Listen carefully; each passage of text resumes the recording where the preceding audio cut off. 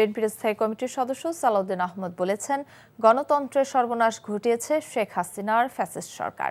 তিনি বলেন, এমন নির্বাচন প্রয়োজন যেখানে মানুষ ফ্যাসিবাদের বিরুদ্ধে স্পষ্ট অবস্থান নেবে এবং বিএনপির নেতৃত্বে একটি শক্তিশালী সাম্যভিত্তিক গণতান্ত্রিক রাষ্ট্র গড়ে উঠবে। কক্সবাজারে দেশের একমাত্র গভীর সমুদ্র বন্দর নির্মাণের উদ্যোগ বিএনপির আমলে শুরু হয়েছিল। আগামী 1 থেকে 1.5 বছরের মধ্যেই বন্দরটি সম্পূর্ণভাবে চালু হবে বলেন তিনি। দুপুরে কক্সবাজারের চকরিয়ায় এক পথসভায় সালাউদ্দিন আহমদ এসব কথা বলেন।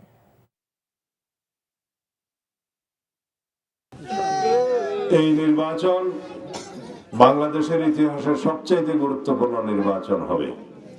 এই নির্বাচন হবে বাংলাদেশের মানুষের অধিকার প্রতিষ্ঠার নির্বাচন।